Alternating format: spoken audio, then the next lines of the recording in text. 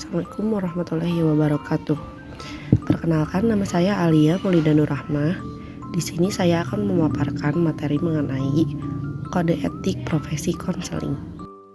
Berikutnya pengertian kode etik profesi. Kode etik tersusun dari kode dan etik. Kode berarti huruf, kata, atau tanda yang disetujui atau disepakati dengan tujuan tertentu oleh suatu lembaga. Etik atau etika berasal dari bahasa Yunani, yaitu ethnos, yang memiliki arti perilaku, budi pekerti, serta akal pikiran. Dalam KBBI, etika ialah kumpulan asas atau nilai yang berkenaan dengan akhlak dan nilai mengenai benar atau salah yang dianut oleh suatu kelompok. Dengan begitu, dapat dikatakan bahwa kode etik ialah susunan atau acuan perilaku yang disusun untuk mengatur perilaku perseorang atau korporasi yang dianggap dan harus diikuti oleh konselor dalam aktivitas profesional. Selanjutnya ada fungsi kode etik konselor.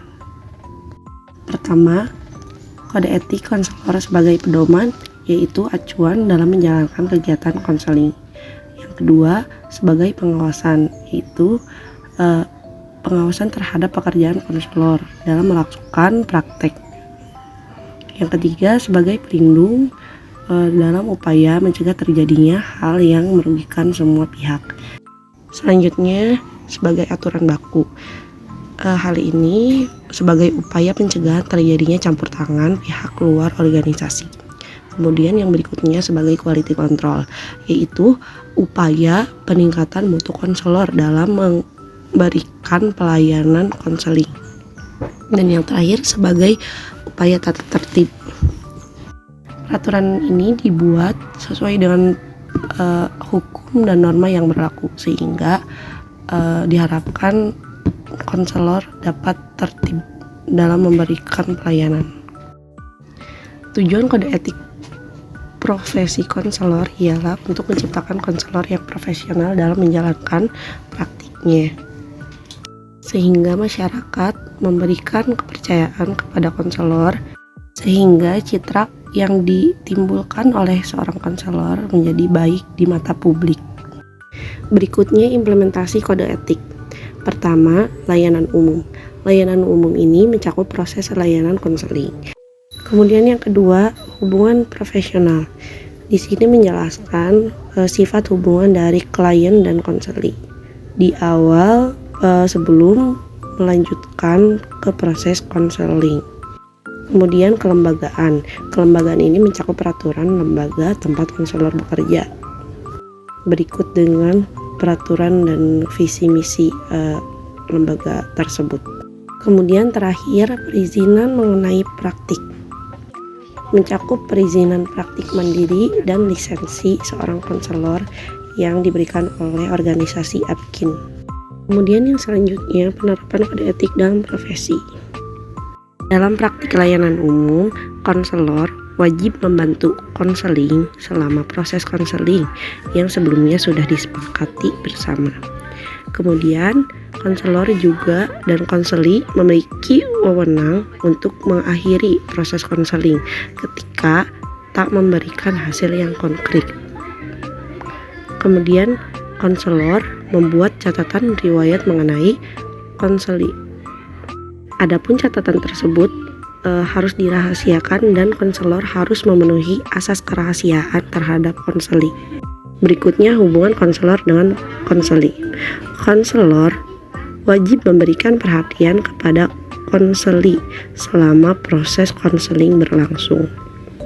Selanjutnya, konselor juga harus mementingkan urgensi dari konseli di luar dari kepentingan pribadinya sendiri.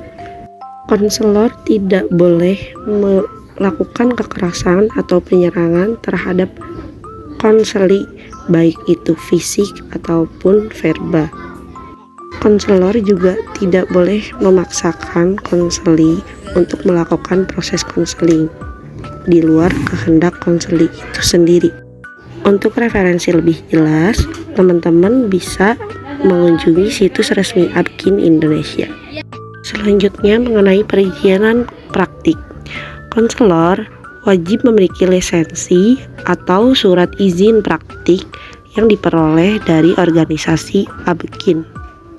Konselor wajib memberikan pelayanan yang merata kepada seluruh lapisan masyarakat, baik lapisan menengah ataupun bawah, sehingga konseli dapat mendapatkan pelayanan yang optimal dari seorang konselor.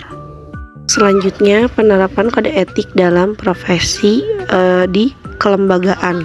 Konselor wajib menaati seluruh aturan yang berlaku di lembaga tempat konseling itu berada atau bekerja. Selanjutnya, hubungan dengan rekan sejawat. Konselor memiliki hak ataupun dianjurkan bahkan untuk melakukan referral atau diskusi bersama dengan rekan sejawatnya mengenai permasalahan yang dihadapi oleh konselor. Hal ini dilakukan ketika konselor merasa ragu atau bimbang untuk memberikan kebijakan keputusan terhadap permasalahan yang klien hadapi. Namun dengan syarat hal tersebut disetujui oleh konseli. Abkin juga memiliki peraturan yaitu berupa produk hukum, dan teman-teman bisa melihat produk hukum tersebut melalui situs resmi Abkin. Setelah itu ada juga pelanggaran terhadap kode etik dalam profesi konselor. Yang pertama ada pelanggaran terhadap konseli, yaitu membocorkan rahasia klien kepada orang yang tidak memiliki hak, kemudian melakukan tindakan pelanggaran HAM, selanjutnya melakukan kekerasan baik fisik ataupun verbal terhadap konseli, serta melakukan malpraktik.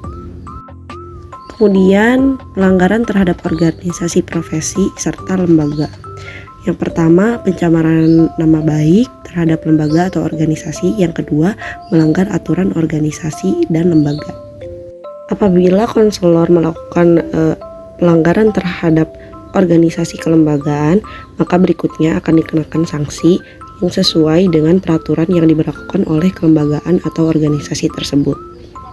Yang terakhir ialah sanksi pelanggaran terhadap kode etik.